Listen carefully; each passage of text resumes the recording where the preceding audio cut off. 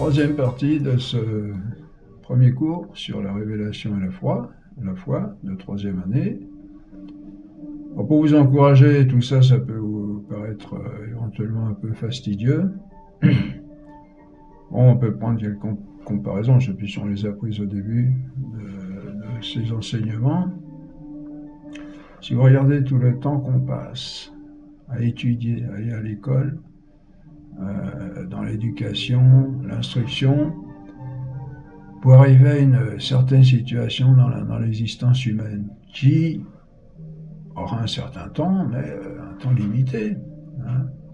On va à l'école parfois jusqu'à 18, 20, 25 ans, 27 ans. Hein.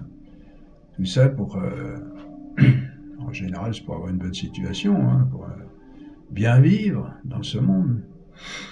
Et puis pour le paradis, pour la vie éternelle, la vie avec Dieu extraordinaire, où on est appelé à devenir fils de Dieu, à devenir Dieu nous-mêmes, il faudrait que seulement quelques petites paroles comme ça, un petit coup de Bible par-ci, une lecture par-là, et puis voilà, et puis on continue de vivre cette vie-ci sans faire trop attention à ce qui s'y passe et à ce qui va se passer après la mort.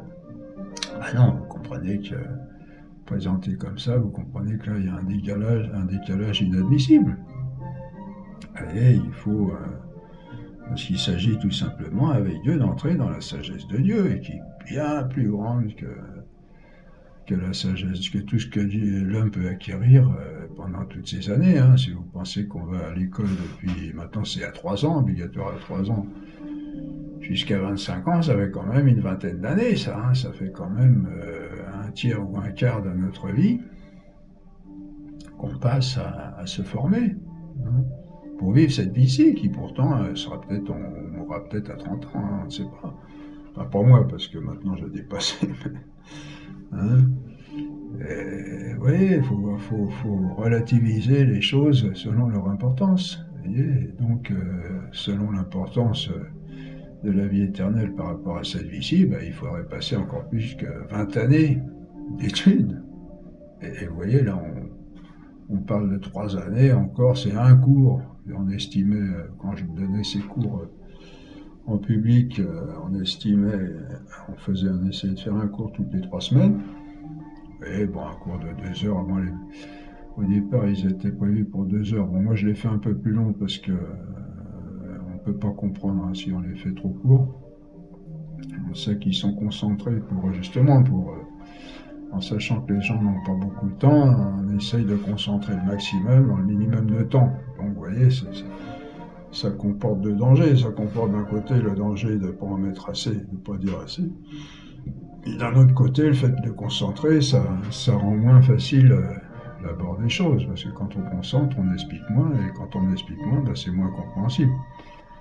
Et bon, alors, et puis on demande de passer à peu près le même temps qu'on passe à suivre le cours, le même temps à travailler ces cours, à partir du résumé que j'avais. Encore, je vous ai mâché le travail, normalement c'est vous qui devriez faire le résumé. Ce sont les notes que vous devez prendre pendant le cours. Donc je l'ai fait, et on demande à partir du résumé d'essayer de recomposer le cours en n'y mettant que ce qu'on a compris, pas ce qu'on a entendu, ce qu'on a de ce dont on se souvient, mais ce qu'on a compris surtout, parce qu'il s'agit d'entrer dans la compréhension et d'arriver à la certitude d'être convaincu de toutes ces vérités-là, vous voyez. Donc, certes, ces cours, c'est pas du Tintin et Milou, c'est pas très facile, mais d'un autre côté, il faut voir tout ce qui est l'enjeu de tout cela, et savoir c'est pas cuit, hein, c'est pas tout cuit. Hein. Jésus, il dit bien, attention, beaucoup sont appelés, peu sont élus, et aussi, à un autre endroit, il dit, ils viendront à la porte et en frappant, et Jésus leur dira, je ne sais d'où vous êtes. Hein. Des gens qui vous disent, oui, mais arrivé là-haut, le bon papa, il va nous ouvrir la porte, tout va aller très bien. Ah non. Et puis qu'il n'y a que ceux qui, disent-ils, il n'y a que ceux qui ne veulent vraiment pas, qui ne vont pas arriver au paradis, sinon, sous-entendu, si on veut, il n'y aura aucun problème. C'est pas vrai, parce que là, Jésus, il cite dans l'Évangile, il parle de gens qui vont frapper à la porte et qui vont être tout étonnés de se voir rejetés. Hein, et Jésus dit, hein, et je ne sais d'où vous êtes. Alors ils répondent, ce que dit Jésus. Mais vous avez dansé dans nos places, vous étiez sur nos places publiques, vous étiez parmi nous, d'un air de dire on était copains à l'époque, vous n'allez pas nous faire ça. Et Jésus leur dit, je ne sais d'où vous êtes, retirez-vous de moi, vous tous ouvriers d'iniquité. Et l'iniquité, iniquus, ça vient d'injustice. Hein. Et l'injustice, ça dépend beaucoup de la vérité. Parfois on est injuste même sans s'en rendre compte. Vous voyez, donc c'est pas cuit du tout. Dieu a fait la plus grande partie du chemin, il est venu, il s'est incarné, il nous a donné sa parole et il est mort d'amour pour nous. Il a fait un travail extraordinaire, hein, sans lequel on était perdu. Hein. Jésus est sauveur, c'est-à-dire qu'il vient véritablement nous sauver, on était perdus, il n'y a pas un paradis où on va aller plus ou moins gentiment. Si Jésus n'était pas venu, on était foutus, hein, complètement. Et donc, il ne s'agit pas il faut reprendre conscience de la gravité de la situation par rapport à cette vie-ci. Bon, encore un autre argument qu'on peut prendre pour vous encourager à bien suivre ces cours et à bien les travailler. On cherche beaucoup un monde meilleur aujourd'hui. Hein. On s'aperçoit qu'à un moment donné, c'était le début, enfin, au cours de après la Deuxième Guerre mondiale, la science, tout ça, on allait tout connaître, on allait tout maîtriser, on allait aller sur la Lune, sur Mars, etc. C'est vrai que la technologie a fait un bond extraordinaire et nous a apporté beaucoup de satisfaction, beaucoup de facilité pour la vie, mais on s'aperçoit maintenant que tout n'est pas rose. Et puis qu'on a lancé un processus mondial qu'on voudrait bien mieux maîtriser aujourd'hui et qu'on n'arrive pas à maîtriser parce que il y a trop de choses qui sont... il y a trop d'enjeux sur la Terre et on n'arrive pas à faire marche arrière. Alors, les politiques essayent. Heureusement, il y a une bonne entente relative de par le monde. La mondialisation est quand même en gros, hein, bon, il y a des problèmes partout, mais en gros, ça se passe quand même pas trop mal. On a un conseil des Nations Unies, etc., qui nous aide. Mais on s'aperçoit que c'est pas tout cuit. Et alors donc oui, ce que je veux dire là, c'est que alors pourquoi on a des gros problèmes comme en France? Eh ben, c'est parce qu'on a laissé tomber Dieu. Et comme disait Jean-Paul II, on ne peut comment il dit déjà, on ne peut toute société qui se construit sans Dieu se construit tôt ou tard contre l'homme. Et c'est ce qu'on est à quoi on est en train d'assister aujourd'hui. Vous voyez sur la route, un simple exemple, les gens se haïssent. Et pas tous, mais il y a beaucoup. C'est la haine et c'est la bagarre, c'est la guerre sur la route, hein, si vous regardez bien.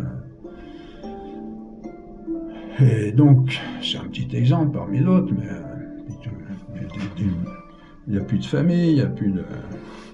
On a perdu toutes les valeurs, on ne sait même plus où elles sont, on ne sait même plus comment les récupérer.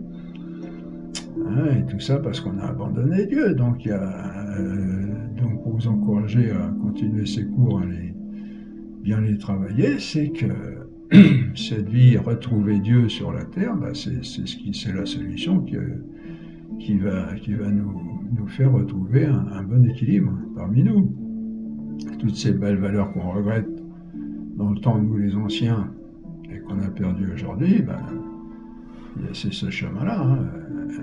Sans Dieu, on ne pourra jamais les retrouver. Et le travail est d'autant plus difficile, comme on l'a dit dans ces cours, que toutes les notions principales ont été chamboulées, ont été tortillées, ont été pas détruites complètement, mais renversées. Hein, on ne sait plus où on en est. Donc il y a quand même un travail conséquent, donc je reviens pour finir, la nécessité de faire un travail de retour qui n'est pas de tout repos. Hein, là, on essaye de faciliter au maximum la tâche, on essaye de dire seulement l'essentiel, sans trop en rajouter, mais en disant quand même ce qu'il faut dire et en manque quand même tout ce qu'il faut de sérieux pour retrouver le chemin du retour, vous voyez. Et ça nécessite que ces cours soient d'une certaine consistance quand même. Vous voyez, on ne va pas vous donner le ticket de départ, prenez le train, puis au bout d'un moment, il n'y a plus de rail, le train ne peut plus avancer. Ben non, il faut construire la voie jusqu'au bout. Et puis, il ne suffit pas d'avoir le ticket. Bon, on continue. Donc, troisième vidéo, troisième partie de ce premier cours, donc super fondamental, parce qu'on rappelle que, en plus, que tout ce qu'on a dit précédemment, bien que ça avait son importance en soi, était une préparation pour cette troisième année où là, on va mieux voir qu'est-ce que notre foi, qu'est-ce que la vraie foi, parce que c'est pareil, là, au niveau des religions, on ne sait plus où on en est, même au niveau philosophique, hein, au niveau, il y a le bouddhisme, il y a le yoga, il y a toutes les religions d'Orient, il y a un bazar pas possible. Hein. Et beaucoup de gens maintenant, même des chrétiens, croient que tout ça c'est à peu près équivalent. Hein. Il y en a qui sont attachés à nous le faire croire. Donc, nous allons maintenant, jusqu'à la fin de ce cours, approfondir cette notion de foi. Et puis c'est intéressant en soi, hein, de savoir comment se forme la religion. Et puis c'est pas évident non plus, parce que Dieu aurait pu nous laisser dans l'ignorance, hein. Il aurait pu nous laisser vagabonder, et puis nous planter à chaque tournant de rue. On a la chance quand même d'avoir une bonne religion qui nous certifie la vérité et qui nous donne tous les moyens de retrouver la vérité, déjà dans cette vie-ci par rapport à Dieu, et puis aussi pour la vie future. C'est pas évident non plus, ça, c'est la parole de Dieu, qu'elle soit dans le monde et qu'on puisse y accéder, c'est un très beau cadeau de Dieu, ça, dont il faut rendre grâce. Mais savoir comment est la parole de Dieu et comment on va retrouver Dieu, retrouver la connaissance de Dieu, puis tout ce qu'on désire en fin de compte. Tout ce qu'on désire, c'est le bonheur. On a vu que le bonheur, il commence dans notre esprit, et que notre esprit n'est jamais si bien formé que par la vérité, et Dieu est la vérité éternelle. Donc, vous voyez, bon. Nous allons maintenant, jusqu'à la fin de ce cours, approfondir donc cette notion de foi, la porte d'entrée, on l'a vu, on le verra, qui est de toutes les autres vertus de tout ce que nous vivons du point de vue surnaturel, hein, avec certitude. Nous avons vu à propos de ces vérités révélées que nous n'avons aucun moyen par nous-mêmes de savoir si elles sont vraies ou pas. Nous ne pouvons les connaître, avoir la certitude de leur vérité, qu'en croyant que c'est Dieu qui les a dites. Ah, ça va soulever un problème là. Qui nous les a révélées, Dieu, et que Dieu est la vérité infaillible. C'est croire cela qui s'appelle la foi. Hein, je répète, la foi, c'est croire en des vérités qu'on n'est pas capable de connaître par nous-mêmes, que l'on croit, révélées par Dieu, par la foi. Hein, donc vous voyez l'importance d'approfondir cette notion de foi. Il n'y a que par la foi que nous pouvons entrer dans la connaissance des vérités révélées, c'est-à-dire en croyant que c'est Dieu, vérité infaillible, qui les a dites. C'est pourquoi on appelle ces vérités révélées vérité de foi, parce que nous ne pouvons entrer dans leur connaissance que par la foi. Or, si on parle de connaissance, la faculté qui est concernée ne peut être que l'intelligence. Hein. Ça ne peut être l'essence, puisqu'il s'agit de vérité divine, et non de réalité sensible. Bon, là, il faut avoir suivi les cours précédents. La foi, c'est l'intelligence qui adhère aux vérités divines, en estimant, en croyant, en reconnaissant qu'elles sont vraies, parce que c'est Dieu qui les affirme, parce que Dieu est digne de la plus haute confiance. Alors, certains objecteraient que la foi ne revient pas seulement à l'intelligence, mais encore à l'amour, qui a sa source dans la volonté. Bon. Et parce que, dirait-il, parce qu'on aime Dieu que l'on croit à ce qu'il dit, et on aime ce qu'il dit parce qu'on aime celui qui parle. Bon. Nous verrons plus loin en effet que la volonté est concernée aussi dans l'acte de foi. Mais si la volonté y a sa part, l'acte de foi est tout de même essentiellement un acte de l'intelligence, parce qu'il n'y a qu'elle qui peut reconnaître que nous devons faire confiance à ce que Dieu nous dit, étant digne un Dieu de la plus haute confiance. Elle seule, l'intelligence, peut estimer les valeurs des choses. De ce point de vue, la volonté est aveugle. Elle ne voit pas la volonté. Elle ne se porte vers son objet, on l'a vu. Elle ne se porte vers son objet qu'informée par l'intelligence. Informée au sens du philosophique, métaphysique. On se souvient que l'intelligence est l'œil de l'âme, sans lequel on ne peut rien voir, point de vue spirituel. On voit donc combien se trompent ceux qui pensent que la foi est uniquement un acte d'amour et non un acte de l'intelligence. Quel pourrait être cet amour, sinon un amour aveugle, prêt à aimer n'importe quoi?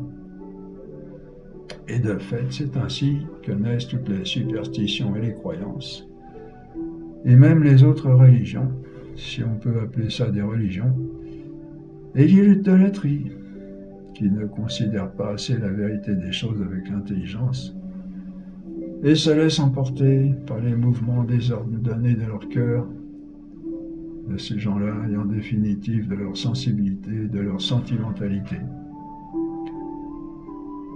Une autre objection très répandue, donc, voyez, avec deux fois, on verra que la volonté est concernée aussi, parce que l'intelligence ne voit pas directement. Justement, on dit qu'il y en a besoin de l'acte de foi pour croire que c'est Dieu qui parle, et à partir de là, reconnaître que c'est vrai, mais on ne voit pas directement la vérité des choses comme on le voit dans les choses naturelles, vous voyez. On va voir plus précisément. Une autre objection très répandue et qui fait beaucoup de mal, c'est de dire que la foi n'est pas une adhésion à une formulation de la vérité, mais à une personne, à Dieu ou à Jésus-Christ. Alors oui, c'est vrai, d'une certaine façon. C'est Gundam Quid. Il est tout à fait exact de dire que la foi, c'est avant tout une adhésion à quelqu'un, à Dieu, à qui on fait confiance. Mais comment faire confiance à quelqu'un sans faire confiance à ce qu'il nous dit? Voyez? Si on fait confiance à quelqu'un, la première chose que l'on va faire, apparemment, c'est d'écouter ce qu'il nous dit. Sinon, ce qu'il nous dit, soit en parole, soit par ses actions, ce qu'il nous exprime. Sinon, ça ne sert à rien. Écoutez ce qu'il nous dit, car comment se manifestent les relations avec quelqu'un, sinon par des paroles? Et c'est ainsi que toute société, comme on l'a dit, est détruite par le mensonge, parce qu'alors il n'y a plus de communication verbale sur laquelle se fonde avant tout une société. Donc la première chose à faire quand on fait confiance à quelqu'un, c'est d'écouter ce qu'il dit et avoir confiance en ce qu'il dit. Oui. La confiance en cette personne, sinon la confiance en une personne, si on n'a aucune relation avec elle, ça ne sert absolument à rien. La confiance en cette personne, en fait, va se traduire essentiellement en faire confiance à ce qu'elle dit, verbalement ou par un autre moyen. Ce qu'elle exprime. On peut l'exprimer en disant plus simplement adhérer à ce qu'elle dit. Adhérer, c'est, vous avez un autre mot de cette famille qui va vous faire comprendre tout de suite, adhésif, ruban adhésif. Bon. Une petite comparaison en passant, enfin une remarque en passant, qu'on se dépêche d'oublier. Alors c'est tout simplement ce qui se passe avec Dieu dans notre foi. Certes, il faut adhérer avant tout à Dieu, Mais cette adhésion, adhésion à Dieu, c'est traduit essentiellement en une adhésion à ses paroles, à sa vérité. Or, ces paroles se manifestent essentiellement dans la Bible, et les formulations que nous a données la Sainte Église, ce qu'on appelle des vérités de foi, résumées dans le credo. La parole de Dieu se manifeste essentiellement dans la Bible et dans le credo. Il n'y a donc pas de différence entre adhérer à ces formulations et adhérer à Dieu lui-même. D'autant plus que on sait que la parole de Dieu, c'est Dieu lui-même. On va en parler. Cette considération est extrêmement importante à plusieurs titres, comme on l'a déjà vu. Et d'abord au niveau de la vie de foi, par laquelle nous devons vivre de ces vérités au niveau de l'intelligence, c'est-à-dire la partie la plus élevée, la plus profonde de l'homme. Et quand on pense que Dieu et sa parole, c'est la même chose,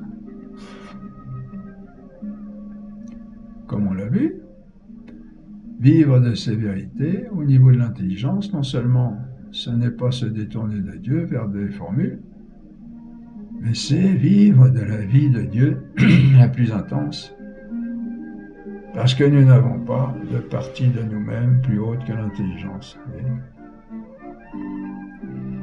Et donc vivre de cette vie en Dieu, c'est vivre avec lui sur cette terre la vie la plus haute qu'un homme puisse connaître. Il ne faut pas séparer la parole de Dieu lui-même, les formulations, parce que la parole de Dieu est esprit, et la parole de Dieu, c'est Dieu lui-même. Parce que la parole de Dieu, c'est Jésus-Christ, et Jésus-Christ est Dieu. Cela est très important aussi en ce sens que ces vérités sont la lumière que Dieu nous donne pour nous conduire à lui, notre fin dernière. Notre fin dernière. Dire que la vie en Dieu, c'est une vie avec Dieu et non avec des formulations, ce serait vrai si ces formulations n'avaient pas grand-chose à voir avec Dieu. Mais si ces formulations sont Dieu lui-même, en tant qu'elles sont sa parole, qu'il est lui-même, et si on pense qu'il ne peut pas y avoir de vie plus haute qu'au niveau de notre plus haute faculté, intelligence, on comprend que la première conduite de notre vie se situe là.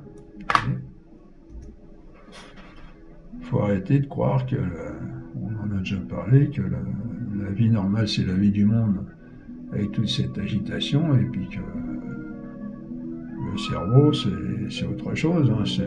Bon, à la limite on peut se distraire avec, mais en lisant un bon bouquin, ah non, parce qu'on a vu que toute notre vie dépendait de cette pensée, et puis que, comme c'est la vie de la plus haute faculté de l'homme, c'est là qu'est le centre, en fait. Et bon, ces déviations, tout ça, ça vient de ces philosophies qui nous ont fait croire que ce qu'on pense, ça n'a rien à voir avec le réel. Alors évidemment, on cherche à revenir au réel. Mais comment revenir au réel si on n'a pas de faculté pour entrer en contact avec lui, vous voyez ?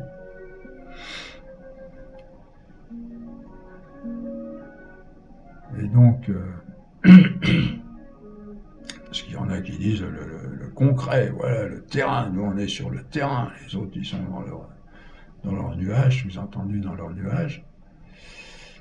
Alors que c'est la vie, dans la vérité, c'est la vie la plus haute qu'un homme puisse vivre. Alors, il ne faut pas en rester là, c'est sûr qu'il faut aussi mettre toutes ces vérités en application dans la vie, mais la vie principale se situe là, au niveau de notre esprit. L'homme étant, on l'a vu quand on a étudié les anges, l'homme est un esprit dans un corps. L'homme est un esprit, donc sa vie, c'est pas seulement la vie du corps, c'est aussi la vie de l'esprit qui se vit au niveau de la connaissance, au niveau de la vérité, de la sagesse. Et donc, quand on dit qu'il faut vivre dans cette vie,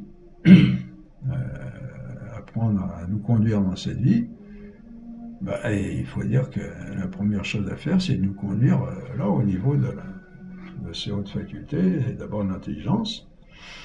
Bon, intelligence entendue au sens où on l'a étudié ici, bon, évidemment au sens courant, ça ne représente pas grand-chose pour vous. C'est là qu'il faut nous conduire avant tout pour que cette vie soit la plus belle, la plus intense possible. C'est là notre toute première tâche, de laquelle va dépendre tout le reste. Et si notre vie est réussie à ce niveau, tout le reste qui en découle sera réussi, parce qu'on ne peut pas mieux se conduire qu'avec la lumière de Dieu. Et si notre vie est manquée à ce niveau, tout le reste sera manqué parce qu'on n'aura pas la lumière indispensable pour nous conduire au but. Et oui, non, ce que je dis là, tout a été fait pour détruire ces convictions. Et vous voyez que c'est tout à fait réel, puisque notre intelligence est la plus haute faculté dans l'homme. On n'est pas que corps, on est aussi esprit. Si on vit la vie la plus intense, c'est-à-dire la vie avec Dieu, bon déjà au niveau naturel, en faisant découvrir à notre intelligence la vérité par nous-mêmes, et si en plus on vit la vie de Dieu, Dieu qui est esprit avec sa parole, qui est lumière, qui est vie, etc.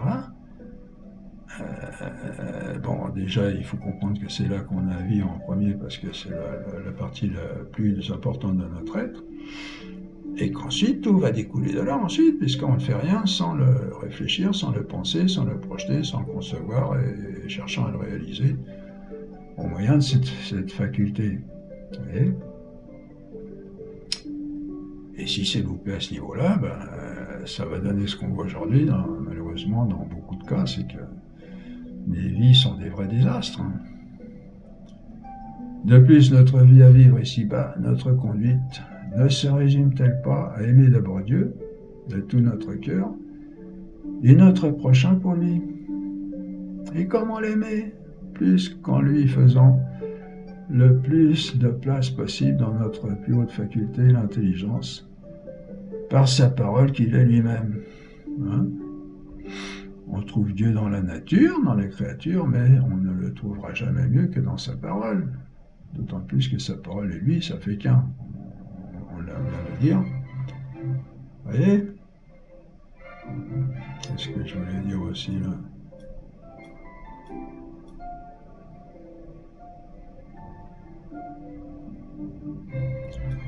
Les formulations de foi, c'est ce que Dieu veut nous dire dans notre langage à nous, mais c'est sa parole qu'il est lui-même. Vous voyez, pour dire que il ne faut pas faire une opposition entre Dieu et les formulations de foi.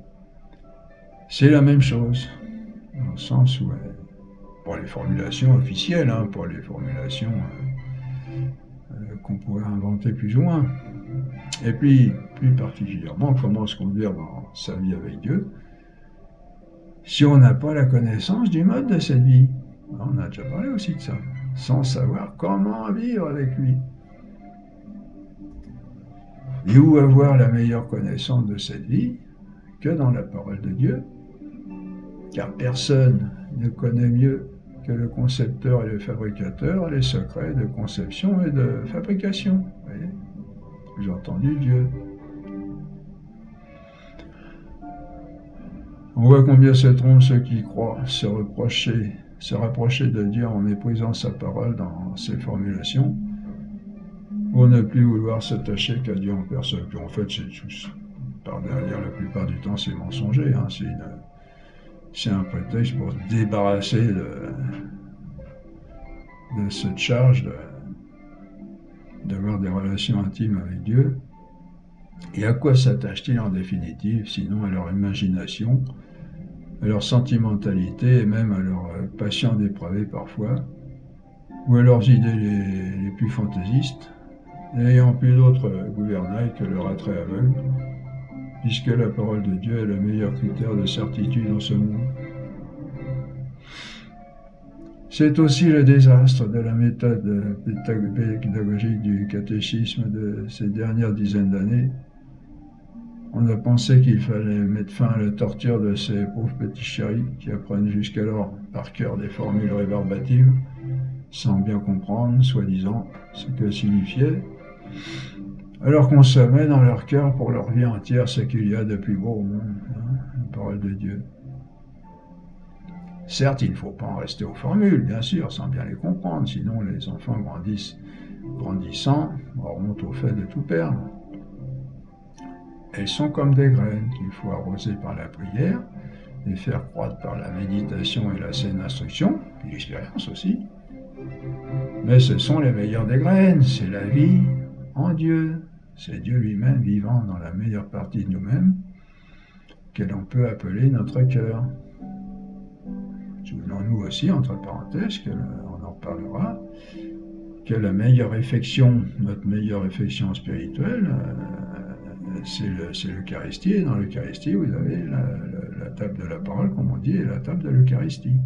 Vous avez le pain de vie où c'est Jésus lui-même qui se donne à nous, mais vous avez aussi Jésus qui se donne sous forme de sa parole, qui est instructive et qui est vie en nous, comme l'Eucharistie. Oui. Donc adhérer à ces formulations, comme on dit, ce n'est pas s'éloigner de Dieu lui-même, c'est au contraire se rapprocher et vivre de lui de la meilleure manière. Ces formulations sont nécessaires pour notre intelligence qui ne peut, comme on l'a vu, assimiler la vérité que par petites parties et selon sa manière réelle de connaître la vérité. Et cette manière se résume le mieux en des formulations qui sont des définitions en fait, et correspondent à l'essence, à la nature, à l'être.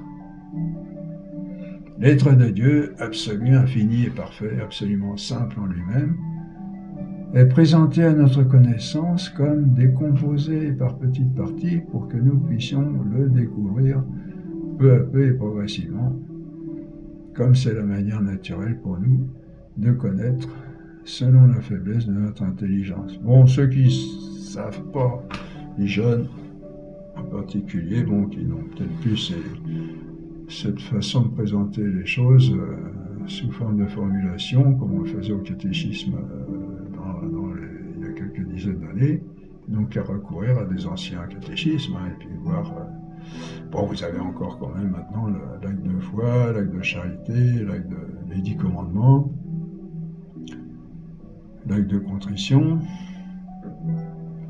qui sont des formulations, ce sont des concentrés de vérité qui nous sont, comme on vient de le dire. Donc n'ayons pas peur de ces formulations, c'est le chemin direct pour aller à Dieu lui-même. Et n'hésitons pas à les apprendre par cœur, des passages de la Bible. Nous n'avons qu'à y gagner, parce que c'est se nourrir de la parole de Dieu. Moi, j'ai appris beaucoup de choses. J'ai appris tous les psaumes par cœur. J'ai appris Saint Luc, Saint Jean, Saint Paul, tout par cœur. Et je les remédite régulièrement. Bon, c'est vrai que là, c'est un régime assez intense. Mais n'hésitons pas à apprendre par cœur des paroles de la Bible, qui est la parole de Dieu. Et ainsi, Dieu est en nous. Et comme avec l'Eucharistie, de la même manière. Et pour nourrir notre croissance dans la vie spirituelle jusqu'à ce monde futur où on espère aller un jour, où ce sera un bonheur extraordinaire dont on n'a pas idée. Et pour ça, il faut passer par une certaine transformation, on l'a vu. Continuons de préciser cette notion de foi et demandons-nous comment notre intelligence adhère aux vérités de foi. Alors, quand il s'agit des vérités naturellement connaissables, l'adhésion de notre intelligence est provoquée par l'évidence de ces vérités naturellement connaissables. Que ce soit l'évidence immédiate de l'expérience ou celle obtenue au terme d'un raisonnement. On a vu ça dans la première année. Quand l'évidence est assez claire, l'acte de connaissance de l'intelligence se fait comme naturellement, de même qu'il suffit d'ouvrir les yeux et de regarder un objet carré pour le connaître sensiblement. CF, les cours sur la connaissance de première année. Mais les vérités révélées n'ont aucune évidence pour l'intelligence, puisqu'elles la dépassent. Alors, comment on va faire? L'intelligence humaine n'a aucun moyen naturel de savoir si elles sont vraies ou fausses. Et aucun moyen naturel. De ce point de vue, l'intelligence n'est donc pas motivée d'elle-même pour adhérer à ces vérités de foi. Il faut quelque chose d'autre pour adhérer à ces vérités, et ce quelque chose d'autre, ce ne peut être que la volonté qui pousse l'intelligence à adhérer à ces vérités de foi. Comment ça? Mais la volonté elle-même, dira-t-on, ne peut pas exercer son acte si elle n'est pas motivée par l'intelligence. Car on sait bien maintenant qu'on ne peut rien vouloir raisonnablement qui ne soit connu d'abord. Nil volitum, nisi precognitum. Comment faire alors?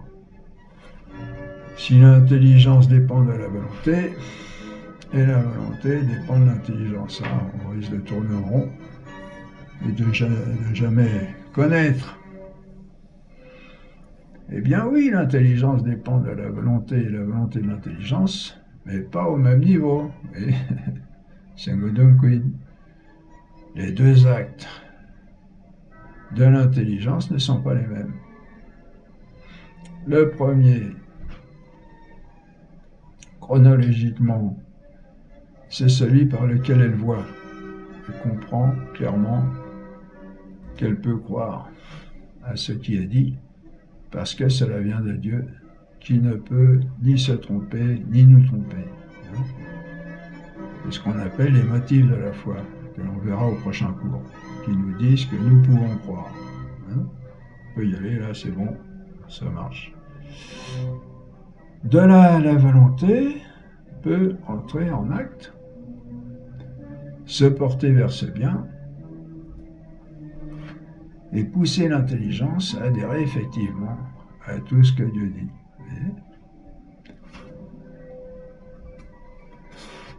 Non parce que l'intelligence voit que c'est vrai, mais parce que l'intelligence voit que Dieu est digne de foi et que l'on peut croire à ce qu'il dit. Vous voyez, processus. L'intelligence ne voit pas ces vérités de foi, mais elle comprend qu'elle peut croire à ces vérités à partir des motifs de la foi ou des raisons de croire qu'on verra dans le cours prochain. La volonté se porte vers ce bien sous le motif de l'intelligence et pousse l'intelligence à y adhérer. Vous voyez, l'intelligence, elle n'y adhère pas au premier mouvement. C'est la volonté qui va se porter vers ce bien, parce que c'est présenté comme un bien, et pousse l'intelligence à y adhérer dans son domaine, c'est-à-dire à les croire comme vraies, comme si elles étaient évidentes. C'est là qu'intervient l'amour dans la foi dont on parlait tout à l'heure. C'est ce mouvement de la volonté qui meut l'intelligence vers son objet, vérité pour l'intelligence, bien pour la volonté, parce qu'elle le désire, l'aime. Elle aime cette vérité révélée de Dieu et en définitive Dieu lui-même. C'est ainsi que la foi est méritoire. L'acte de foi est méritoire. Pas facile, hein? Enfin, vous voyez quand même. L'intelligence ne voit pas directement, donc il y a un autre moyen. Eh bien, elle ne voit pas que la vérité divine est évidente, mais elle voit que, grâce aux raisons de croire, on va voir le cours prochain, elle peut y adhérer parce que ça vient de Dieu, et que Dieu ne peut ni se tromper ni nous tromper. Là, la volonté saisit un bien qui est la parole de Dieu et pousse l'intelligence à y adhérer. C'est-à-dire, si vous voulez, d'une autre manière, la volonté aime ce bien parce que l'intelligence la lui présente comme un bien, comme parole venant de Dieu. Et de ce fait, la volonté pousse l'intelligence à y adhérer. C'est comme ça que chacune a sa part. Et que se réalise un certain acte de connaissance, qui n'est pas vraiment une connaissance, mais qui va, pour prendre une image, concrétiser le réel à partir duquel l'intelligence va découvrir des vérités d'un autre ordre que celles qu'elle découvre dans le monde naturel. Vous voyez, hein? À l'opposé, on peut avoir de sérieux motifs de croire à ce que Dieu dit et refuser tout de même de croire, pour une raison ou pour une autre, comme par exemple une personne qui voudrait continuer de vivre une vie dissolue, hein, un homme par exemple il aime beaucoup les femmes, et il a l'habitude d'en fréquenter plusieurs à la fois, bon, et puis alors il voit que, bon, la vérité c'est ça, mais il n'a pas très envie d'y aller parce qu'il aime bien aussi son autre vie qui est en contradiction avec ce que Dieu dit. Alors, bon, ça n'arrive pas à tous les coups, hein. Il y a des gens qui se convertissent et qui... On cite un exemple, donc, alors, si elle peut refuser, alors elle refuse d'adhérer aux vérités de foi, auxquelles elle voit pourtant qu'elle a toutes les raisons de croire, et elle refuse parce qu'elle préfère continuer de profiter des biens de la terre de manière immodérée. Vous voyez, bon, il y a aussi les pharisiens, hein, qui... Ils voyaient bien que là, ils refusaient de croire, mais ils voyaient bien que là, Jésus, il faisait des miracles, il avait une doctrine extraordinaire, ils n'arrivaient pas à lui tenir tête.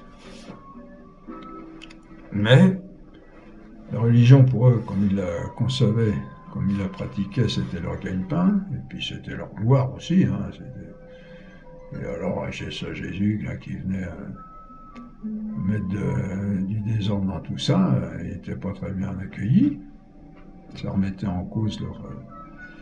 Donc ils ont refusé. Voyez, ils avaient des motifs de crédibilité, en voyant les miracles de Jésus, en voyant les... Il y a des scènes d'ailleurs presque plaisantes, hein, mais qui sont infiniment tristes. Par exemple, Jésus a ressuscité Lazare, un de ses amis, Marthe et Marie, et Lazare, c'était frères et sœurs, et à un moment, Lazare meurt, et Jésus vient le ressusciter, tout simplement, avec une quantité de juifs qui ont assisté à la scène. Et puis on lit à un autre moment, dans l'évangile de Saint Jean, quand les gens acclament Jésus venant à Jérusalem, Hosanna au plus haut des cieux, etc., et on lit, et les Juifs décidèrent de faire mourir aussi Lazare parce que beaucoup de Juifs se retiraient à cause de lui. Non, mais... Faire mourir Lazare que Jésus avait ressuscité. Alors, premièrement, ils ne voient pas le miracle extraordinaire que Dieu a fait de ressusciter, Jésus a fait de ressusciter cet homme. Et deuxièmement, ils insistent pour dire on va faire mourir Lazare parce qu'ils voyaient qu'il y avait beaucoup de gens qui se retiraient de leur système à eux pour aller avec Jésus. Alors, et voilà, notre gagne-pain, notre gloire est en train de ficher le camp. Vous voyez là, jusqu'où peut aller la folie de l'homme, hein, refuser les motifs de crédibilité, que les motifs de crédibilité les entraînent à croire, pour garder leur... bon, ça se termine mal d'ailleurs pour eux, malheureusement, parce qu'on n'y a pas d'intérêt dans le mensonge. Hein. De là, enfin, pour vous voyez les motifs de crédibilité qu'on voit, on entend pour citer l'exemple de Jésus, c'est l'exemple type, hein, parce que Jésus est Dieu. Bon, on voit que sa doctrine est très belle et qui a toutes les apparences de la vérité, mais on ne le voit pas directement. Ce ne sont pas des vérités connaissables par l'expérience, c'est la parole de Dieu. Et on voit ce Jésus qui fait des miracles, qui guérit les gens, qui a une doctrine extraordinaire, qui sait bien parler, qui a une vie irréprochable, etc. Tout ça, ça porte à croire qu'on peut lui faire confiance. Faire confiance, et puis quand il dit qu'il est Dieu, dire, oui, c'est ce qu'on dit Saint Pierre, hein, ce qu'ont fait Saint Pierre et les apôtres. Même au moment de l'Eucharistie, quand Jésus annonce qu'il faut le manger, manger sa chair et son sang et boire son sang, pour avoir la vie en soi, il y a beaucoup qui fichent quoi. Il dit, là, il est complètement malade. Et les apôtres avaient envie de... Bon, Jésus les questionne et Saint Pierre dit, à qui irions-nous, Seigneur? Tu as les paroles de la vie éternelle. Hein. Donc, vous voyez, il ne voyait pas clairement, il voyait des... mais il y avait des motifs qui les poussaient à suivre quand même ce Jésus qui... vous voyez, de là on a 3 expressions latines pour exprimer cette triple démarche de façon concise qui vient du grand Saint Augustin, hein, en latin. Credere Deo, credere in Deum, et credere Deum. Bon, ceux qui ont fait du latin, ça va... Mais si vous n'avez pas fait, on va expliquer hein, comment c'est ça. Alors, on a d'abord, hein, pour exprimer ce qu'on vient d'exposer là, on a d'abord credere Deo, qui est croire à Dieu. C'est-à-dire croire que Dieu est digne de foi. C'est la préparation à l'acte de foi par les raisons de croire. Hein. Croire à Dieu, croire que Dieu est digne de foi. Comme on disait tout de suite, là, Jésus est digne de foi parce qu'il fait des choses que personne n'a jamais été capable de faire, hein, comme de ressusciter des morts. Deuxièmement, credere in Deum, croire en Dieu, c'est-à-dire à partir des raisons de croire, la volonté se porte vers ce bien, la vérité éternelle, le désir, et pousse l'intelligence à, troisièmement, adhérer à ce que Dieu dit, c'est-à-dire credere Deum, c'est-à-dire croire Dieu. Hein. Croire en Dieu d'abord, en deuxième, à partir des raisons de croire, hein, la volonté se porte vers ce bien, la vérité éternelle, le désir, et pousse l'intelligence à adhérer à ce que Dieu dit. Et cet homme, c'est pas facile, hein, ne vous inquiétez pas si vous avez du mal, c'est normal. Hein, donc, premièrement, credere Deo, croire à Dieu, c'est-à-dire qu'il montre qu'il est quelqu'un à qui on peut faire confiance. Alors à ce moment-là, après credere in Deum, deuxièmement, la volonté, elle, se porte vers ce bien, elle aime, hein, voilà l'amour dont on parlait tout à l'heure, c'est là qu'il est. La porte vers ce bien qu'est la vérité éternelle, le désir, et pousse l'intelligence à, troisièmement, adhérer à ce que Dieu dit, c'est-à-dire croire Dieu, croire à ce qu'il dit, parce qu'il a montré qu'il était digne de foi.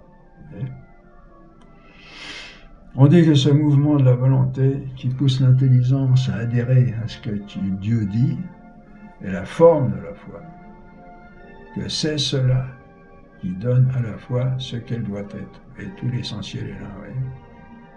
Hein? Comme toute forme donne à tout être dont elle est la forme d'être ce qu'il doit être. Ça, on l'a vu en première ligne. Ainsi, on voit comment la foi véritable, la foi formée, hein, fides formata, n'est pas simplement savoir que Dieu est digne de foi, qu'on appelle la foi informe, hein, fides informis, comme chez les démons, hein, qui savent que Dieu s'est révélé et sont obligés de reconnaître qu'il est la vérité plénière. Mais la foi véritable est une adhésion pleine d'amour, qui aime la vérité plénière, Dieu lui-même, en fait, et s'y porte avec la plus grande ardeur pour la faire sienne, pour l'embrasser totalement. Et la foi formée. On comprend ainsi que la foi est supérieure à toute connaissance, si elle est bien vécue, car bien que l'intelligence humaine n'y voit pas par elle-même cet objet trop grand pour elle, hein, auquel elle ne peut pas atteindre, qui la dépasse infiniment, en s'appuyant sur la science de Dieu qui est infaillible, par la grâce de Dieu, en croyant vrai ce qu'il dit, elle acquiert une certitude bien supérieure à toute autre connaissance. Hein? La foi est supérieure à toute connaissance, si elle est bien vécue, parce qu'elle s'appuie sur la science de Dieu qui est infaillible, par la grâce de Dieu. En croyant vrai ce qu'il dit, elle acquiert une certitude. Hein? Par la grâce de Dieu, en croyant vrai ce qu'il dit, elle acquiert une certitude bien supérieure à toute autre connaissance. On comprend ainsi que la foi est formellement divine, elle est de nature divine, hein, du fait qu'elle vient de Dieu. Elle est participation à l'intelligence que Dieu est de lui-même, qui nous est communiquée par la révélation et la grâce. Ça vaut l'eau, hein. La foi est formellement divine. Elle est de nature divine, je répète. Hein. Elle est participation à l'intelligence que Dieu est de lui-même. Vous voyez? On rentre dans le mystère de Dieu, là, déjà. On a compris que la foi dépasse les capacités naturelles de toute créature. Hein. Toute créature en est par elle-même incapable. Ce qui revient à dire que la foi est essentiellement surnaturelle, bien sûr. Donc, suivons bien le raisonnement serré dont va découler tout le reste de la vie spirituelle. Hein. Donc, si nous ne sommes pas par nous-mêmes capables de la foi, il faudra qu'elle nous soit donnée par Dieu. Bon, ça c'est assez simple à comprendre. Ce qu'on exprime en disant que la foi est une grâce. C'est la grâce et la lumière de Dieu qui s'empare de notre intelligence et de notre volonté pour les faire adhérer à la vérité divine, se communiquant à nous par la révélation. Vous voyez, hein, ça vous pouvez l'apprendre par cœur même, très important. La foi est une grâce, c'est la grâce. La grâce, ça vient de gratuit, hein. C'est la même famille que gratuit, que c'est un don de Dieu que Dieu nous donne tout à fait gracieusement. La foi est une grâce, et la grâce est la lumière de Dieu, hein, je regarde sur la diapo, qui s'empare de notre intelligence, avec notre accord bien sûr, et de notre volonté pour les faire adhérer à la vérité divine, se communiquant à nous par la révélation. Alors on va voir, on pourrait se dire aussi, mais où est la liberté humaine dans tout ça, hein? Si Dieu s'empare de nous, comme on l'a vu tout à l'heure, c'est là que l'articulation n'est pas facile, hein, parce que la foi vient de Dieu, et en même temps elle vient de nous. On va voir ça. Nous pouvons maintenant résumer ce que nous venons d'établir en disant que la foi est, premièrement, un œil de l'intelligence adhérant à la vérité révélée sans la voir, sous la motion de la volonté trouvant un bien dans cette vérité divine à connaître, à partir des raisons de croire, et troisièmement, grâce à l'action de la grâce et de la lumière de Dieu, qui s'empare de notre intelligence et de notre volonté pour les porter vers cette vérité divine. Parce que nous ne sommes pas capables d'y parvenir par nous-mêmes, vous voyez, c'est pas, ils ne s'emparent pas comme pour nous emprisonner, mais pour les élever, notre intelligence et notre volonté, à sa hauteur. On comprend ainsi que la foi est une association divino-humaine et que sans l'action de Dieu, l'acte de foi n'aurait pas lieu, parce qu'on atteint par elle directement le mystère que nous ne pouvons pas atteindre par nous-mêmes. Ce n'est pas une connaissance indirecte par les effets de Dieu dans la création, hein, comme on l'a vu. C'est le mystère des Pélagiens, de penser que l'homme de lui-même peut commencer à adhérer aux choses de Dieu et que Dieu vient ensuite continuer ce mouvement commençant de l'homme en portant jusqu'à achèvement cet acte de foi. Ça a été un grand combat de saint Augustin, ça, hein, de montrer que la grâce de Dieu, dans son commencement, tout premier commencement, comme dans son achèvement, est tout don de Dieu, total. On est incapable par nous-mêmes d'y parvenir, hein. Même pas le simple commencement. Alors c'est faux, parce que l'homme ne peut pas de lui-même atteindre le moins du monde à ce qui dépasse ses forces naturelles. Et on a dit que les vérités de foi des mystères ne sont absolument pas connaissables par l'homme parce qu'elles le dépassent. Donc il ne veut pas s'y diriger. Pour se diriger dans une direction, il faut avoir un minimum de connaissance du but de la démarche, hein. Les vérités de foi, qui sont le mystère de Dieu en définitive, sont un motif, un objet qui dépasse naturellement l'intelligence humaine et donc aussi la volonté, qui ne peut se porter que vers ce que l'intelligence lui présente. Et là, je vous poserai bien une question, mais on va peut-être pas trop compliqué. Il faudra bien travailler tout ça. Donc l'homme ne peut absolument pas avoir par lui-même même un commencement de foi. Il ne peut que comprendre les motifs de la foi, c'est-à-dire avoir toutes les raisons de croire. Mais son acte de foi doit procéder de la grâce de Dieu dans sa liberté. Ah, c'est là que ça va être un peu difficile. On va éclairer ça aussi, hein. C'est l'homme qui produit son acte de foi. Cet acte n'appartient qu'à lui en tant qu'être libre. Ce n'est pas l'acte de Dieu. Mais cet acte ne se réaliserait pas si Dieu n'y participait pas pour élever l'homme au-dessus de ses possibilités. Et clair. L'homme ne peut pas même avoir seul le moindre commencement dans cet acte. Vous voyez. Et on cite Jésus, entre autres, Saint Jean 15,5, sans moi vous ne pouvez rien faire, hein. Et puis Saint Jean 6, 44 et 65, nul ne peut venir à moi si le Père qui m'a envoyé ne l'attire, hein. Nul ne peut venir à moi si le Père qui m'a envoyé ne l'attire.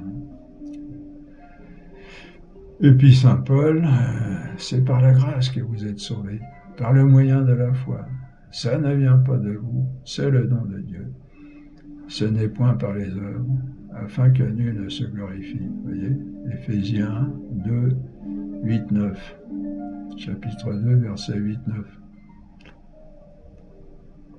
Si on veut objecter que rien ne m'empêche à partir des raisons de croire, sans la grâce, d'être assez convaincu pour donner ma confiance à Dieu et croire avec mes seules facultés naturelles à sa révélation, de même que je peux donner ma confiance à un grand savant sur ce qu'il dit sans le comprendre, sans avoir besoin d'aucune grâce, il faut répondre que je ne peux absolument pas me diriger vers ce qui me dépasse, ce qu'on disait tout à l'heure, et que je ne peux atteindre par mes seules forces naturelles. Or, par la foi, c'est Dieu en lui-même que l'on atteint directement dans son mystère. Et cela est complètement en dehors de mes seules forces naturelles. Certes, je peux connaître beaucoup de choses sur Dieu naturellement, hein, on l'a vu, mais je ne peux absolument pas le connaître en lui-même directement, comme on l'a vu en première année. C'est ce qu'on appelle un mystère. Un mystère, c'est quelque chose qui nous dépasse. De plus, la grâce dans l'acte de foi me donne une certitude bien plus grande que n'importe quelle certitude à partir de la réalité naturelle, parce que je participe ainsi à la science de Dieu, qui est incomparablement supérieure à la science de l'homme. Dans la connaissance naturelle, j'ai la certitude, quand j'ai l'évidence de la réalité, ce qui me permet d'adhérer, si je veux, à la vérité connue ainsi. C'est une certitude qui se produit naturellement au niveau de ma nature humaine. Alors que dans l'acte de foi, l'intelligence adhère, sans voir, aux vérités de foi, poussée par la volonté qui est entraînée par la grâce de Dieu, ce qui fait que la certitude est divine, c'est-à-dire non provoquée par l'évidence de la chose, mais par la force de Dieu. C'est là qu'on a l'amour, vous vous rappelez?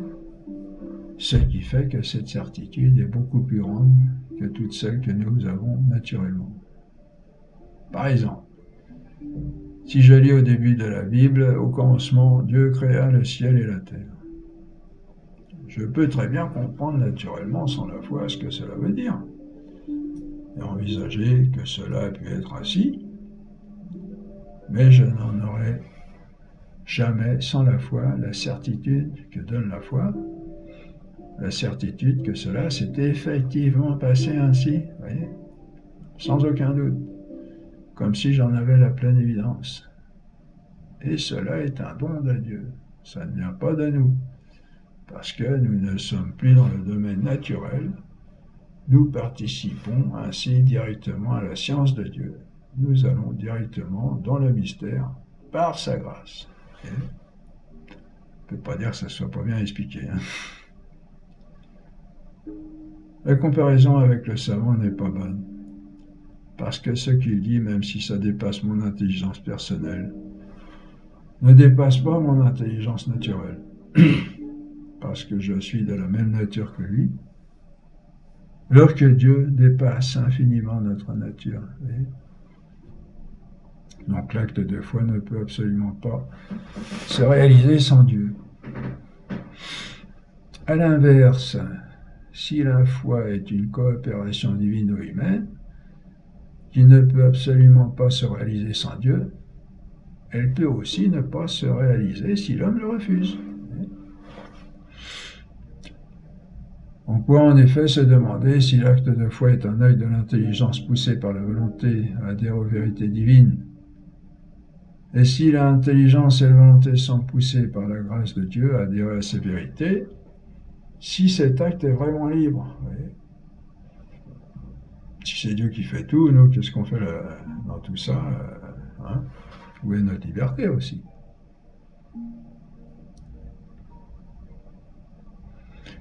Il faut répondre par l'affirmative, parce qu'on vient de le dire, l'acte de foi est un acte de l'homme, qui est, comme on l'a vu, complètement libre de décider tout ce qu'il veut. Et Dieu respectera toujours cette liberté, hein, on l'a vu, parce que c'est lui qui l'a voulu ainsi dès le commencement. C'est lui qui a créé la liberté dans l'homme, en le créant à son image. Il respectera toujours cette liberté parce que il respecte ses œuvres, il respecte ce qu'il a fait. Hein, sinon, il serait en contradiction avec lui-même et il ne serait pas Dieu. On l'a vu. Cela veut dire, pour résumer, que l'intelligence est toujours naturellement portée vers son objet, qui est la vérité entière, et la volonté vers son objet, qui est le bien absolu, infini et parfait, et la grâce de Dieu est toujours prête à pousser ses facultés vers cet objet qui est au-dessus des forces de l'homme, mais que l'homme est toujours libre d'aller dans le sens de sa nature et de la grâce, ou bien de le refuser. Vous voyez, un petit peu l'articulation. Dieu est là, la grâce est là, prête à nous entraîner dans son mystère, mais c'est l'homme qui décide s'il y va ou pas, avec la grâce de Dieu. Vous voyez, la grâce est là. Mais elle suit, pour ainsi dire, la volonté de l'homme. Et la grâce pousse l'homme, bon, on va le développer là, je pense, mais c'est l'homme peut décider de ne pas se laisser entraîner par cette grâce.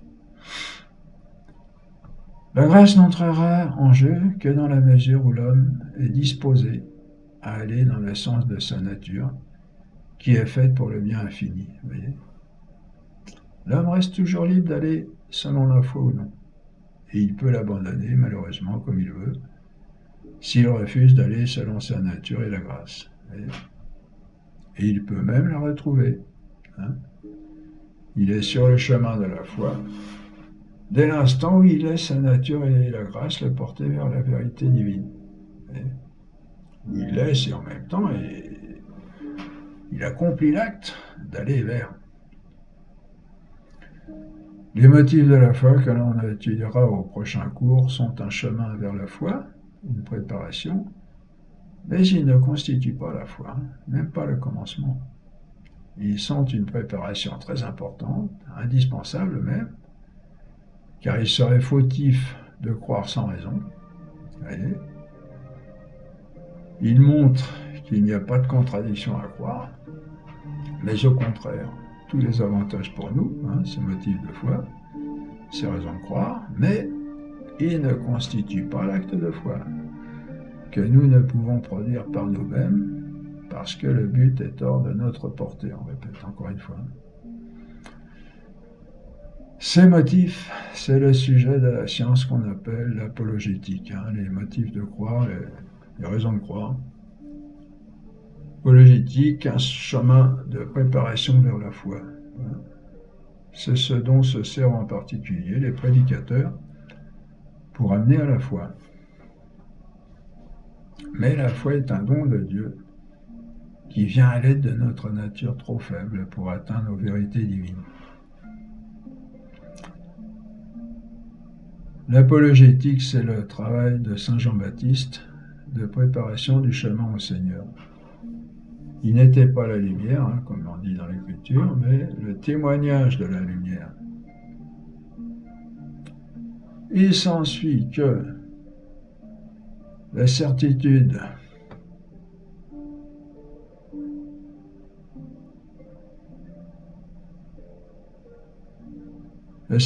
absolue et infaillible de la foi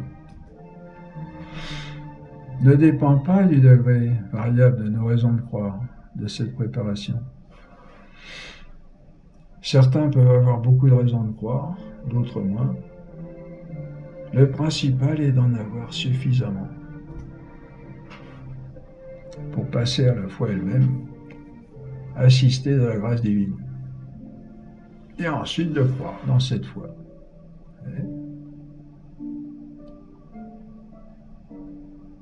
De croître, dans cette foi.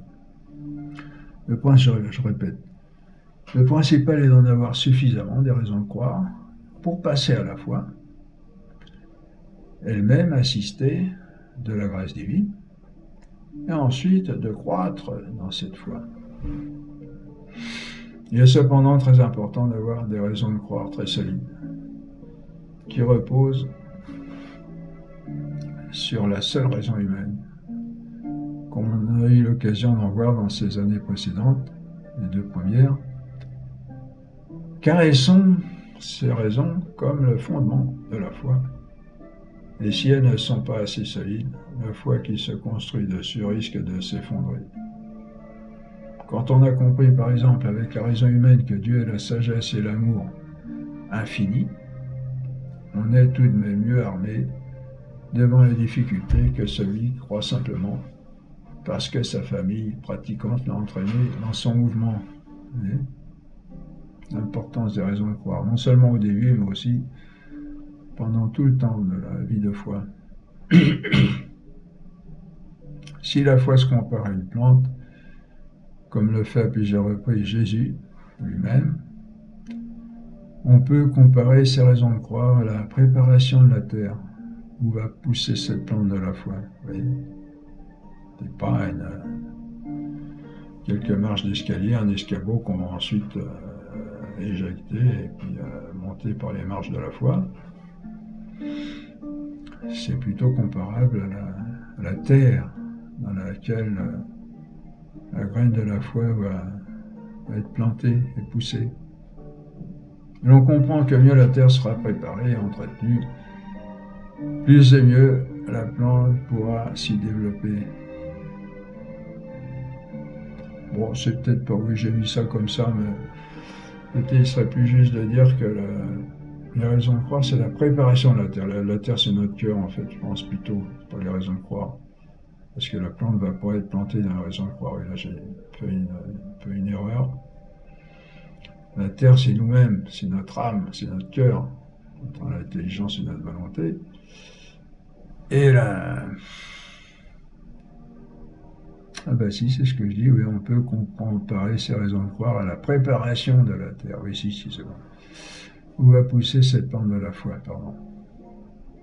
Et on comprend que mieux la terre sera préparée et entretenue, plus et mieux la plante pourra s'y développer. Vous voyez ?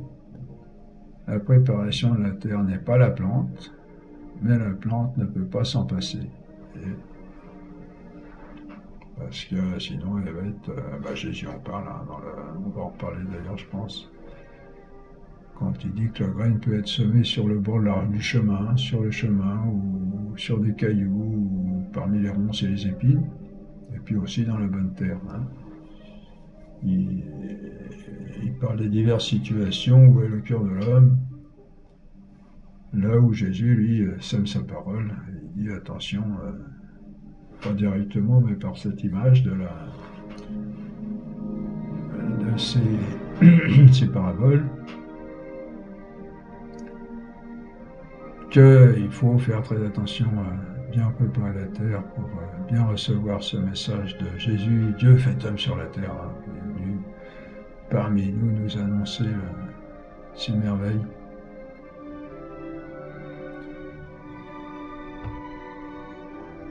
Alors,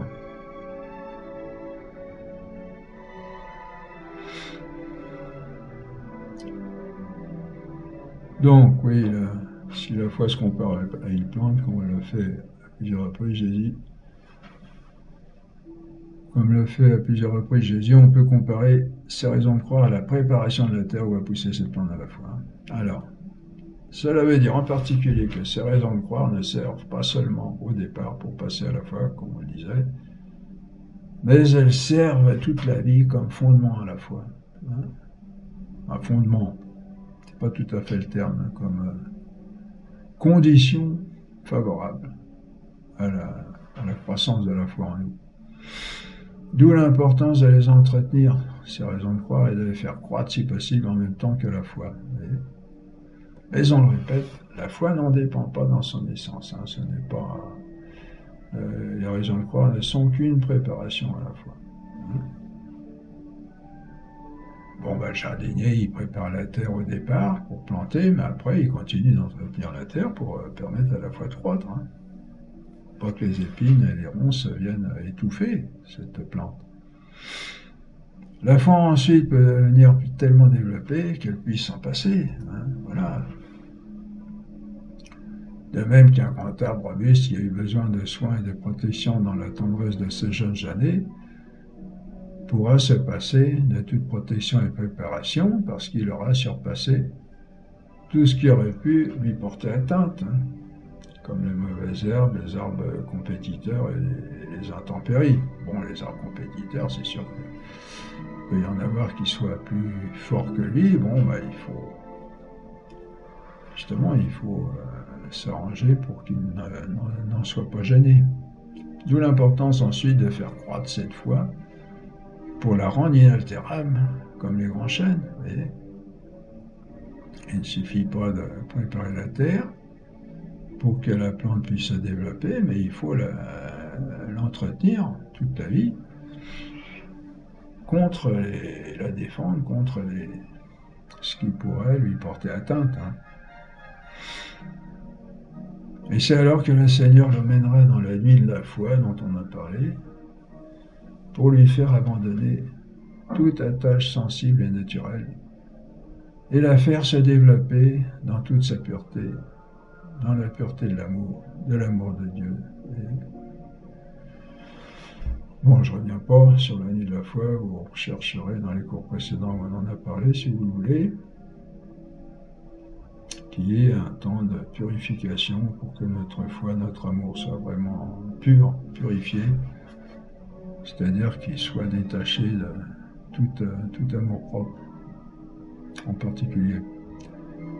Ceci est extrêmement important dans la vie spirituelle, car la foi est à la base de toute la vie spirituelle. Et c'est cela que Satan cherche à éteindre avant tout. Et très important aussi ce qu'on dit là. Car il sait que s'il remporte la victoire à ce niveau, toutes les portes lui sont ouvertes. S'il a réussi à renverser ou au moins à corrompre la foi dans une personne, il a battu en brèche le mur, la forteresse, le mur de forteresse qui protégeait cette âme. La pauvre âme, alors, n'ayant plus aucun appui, retombera dans son naturel blessé, que le démon aura tôt fait de séduire, parce que naturellement, il nous est bien supérieur, comme on l'a vu. Les anges nous sont supérieurs en nature, et donc, on l'a fait remarquer, il ne faut pas faire les malins avec eux. Et si on peut être à leur niveau et même supérieur, c'est par la grâce de Dieu, par le salut de Dieu, mais naturellement parlant, on est complètement démunis avec eux. D'autant plus que, bon, on est, bien sûr, il faut le dire, qu'on l'a vu, que sans lui, que sans Jésus, nous appartenons à Satan. Non, c'est cette année qu'on va voir ça. Dans notre condition naturelle, on a été livré à Satan. On en a parlé tout à l'heure. Et Jésus vient nous en libérer. Si on compare la foi à une plante, on peut comparer la vie de foi à un combat très rude, où la victoire appartient au plus fort, c'est-à-dire à Dieu, et l'âme est forte de Dieu par la foi seule. Et si elle perd la foi, elle est la plus démunie des créatures intellectuelles.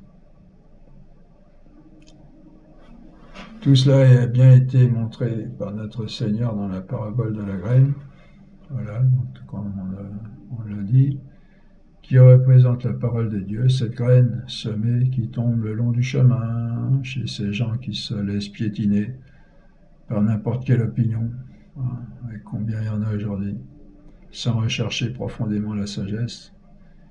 Et la graine est vite écrasée ou mangée par les oiseaux. La graine tombée sur la pierre. On est toujours dans la parabole de Jésus. Là. La graine tombée sur la pierre chez ces gens d'un moment qui ne prennent pas le temps d'examiner sérieusement les raisons de croire, et qui ne prennent pas au sérieux les cours qu'on donne en temps passant. Et le démon vient et vole la vérité de cette parole à la moindre difficulté. Ouais. Si la plante n'est pas très forte, eh ben, les difficultés auront fait de l'arracher. Graine tombée parmi les épines chez ces gens qui mettent plus d'importance à traiter des affaires du monde que de cultiver cette foi. Les graines tombées dans la bonne terre, la terre bien préparée chez ceux qui prennent le temps de creuser les raisons de croire, comme vous le faites dans ces cours. Et de même que la foi peut naître et croître comme une plante, de même elle peut se flétrir et mourir. Et combien l'ont perdu, qui ont laissé détruire en eux les raisons de croire, alors qu'elle était la foi encore jeune, comme par ceux qui veulent nous faire croire que Dieu n'existe pas, ou même la réalité. Et, comme disait le Père Finet, fondateur des Foyers de Charité avec Marthe Robin, un jeune qui entre en université, s'il ne prie pas, il perd en 6 mois, il a perdu la foi. La prière aussi, c'est une bonne façon de cultiver la foi, qui vient avant tout de Dieu, on le répète. La foi, c'est tout. Saint Paul nous le montre quand il dit, 2 Timothée, chapitre 4, verset 8, « J'ai combattu le bon combat, j'ai achevé ma course, j'ai gardé la foi. Il ne me reste plus qu'à recevoir la couronne de justice, etc. » Vous voyez ? Comme si tout son combat et sa victoire finale n'avaient consisté qu'à garder la foi. Et, vous pouvez revenir à Timothée, 2 Timothée 4, 8. Paul VI dit la même chose dans son credo, comme on l'a déjà vu. On comprend ainsi encore que la foi étant du domaine de la pure intelligence, parce que Dieu n'a rien de sensible, hein, Dieu est esprit, elle n'est pas du domaine de la sensibilité, et donc que la foi n'est pas sensible ni sentimentale. Rien n'empêche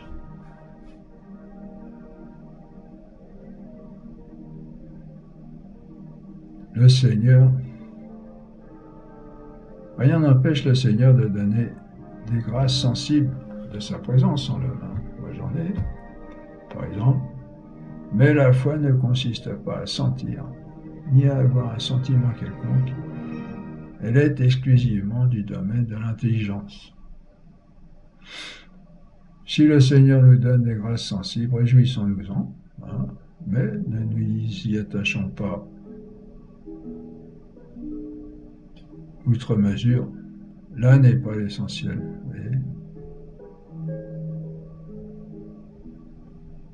On entend aussi parfois des personnes nous dire que nous avons de la chance de croire.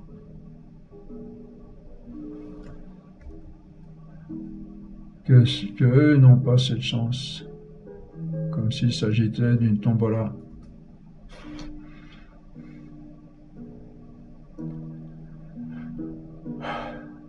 Il ne s'agit pas d'attendre qu'elle tombe du ciel comme la pluie. Hein. Il y a tout un effort à faire de notre côté, de recherche de la vérité, en somme, de nous laisser conduire par nos facultés naturelles, et la grâce ne tardera pas à venir nous faire passer le cap et franchir l'abîme qui conduit à la foi. D'ailleurs, on en a parlé de ça. Hein. L'histoire, la religion, c'est une histoire d'amour entre Dieu et nous. C'est Dieu qui vient, on se rappelle, on avait fait une grosse flèche comme ça, là. Dieu qui vient vers nous, qui fait le plus grand du chemin.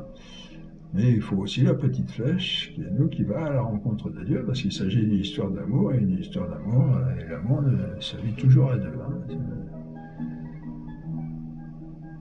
Et donc, il ne s'agit pas d'attendre que la foi vienne comme la pluie. Et il faut aller à sa rencontre. On se rappelle qu'on a parlé là de toute la démarche de l'humanité par la philosophie pour essayer d'aller vers Dieu, la vraie philosophie. Et puis Dieu qui va à la rencontre de cette démarche par la théologie, et pour vivre cette histoire d'amour avec Dieu. Hein, comme disait Jean-Paul II, je crois que c'est lui qui disait ça. La religion, qu'est-ce que c'est? C'est une histoire d'amour entre moi et Jésus, hein, c'est tout. Et c'est vrai, mais quelle histoire!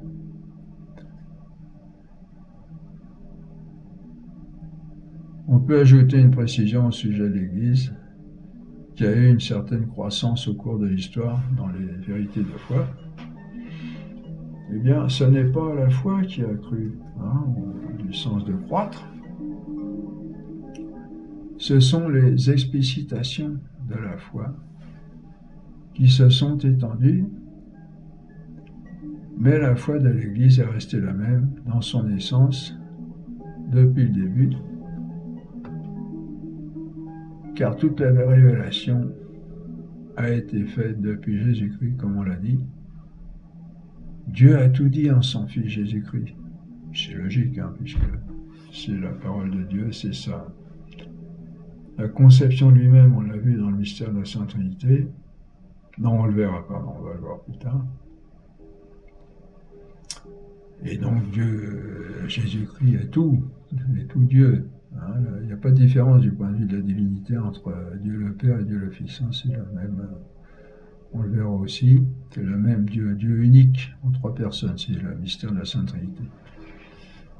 Donc en Jésus-Christ, Dieu nous a tout dit, et même si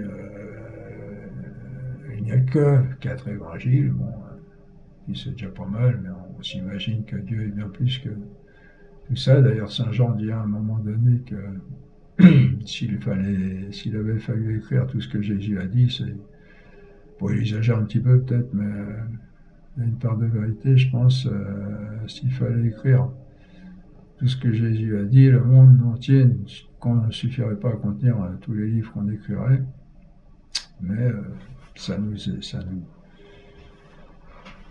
exprime d'une certaine manière le fait que Dieu, c'est Dieu lui-même qui était sur terre en Jésus-Christ. Et donc tout était là, hein, et tout est en Jésus-Christ.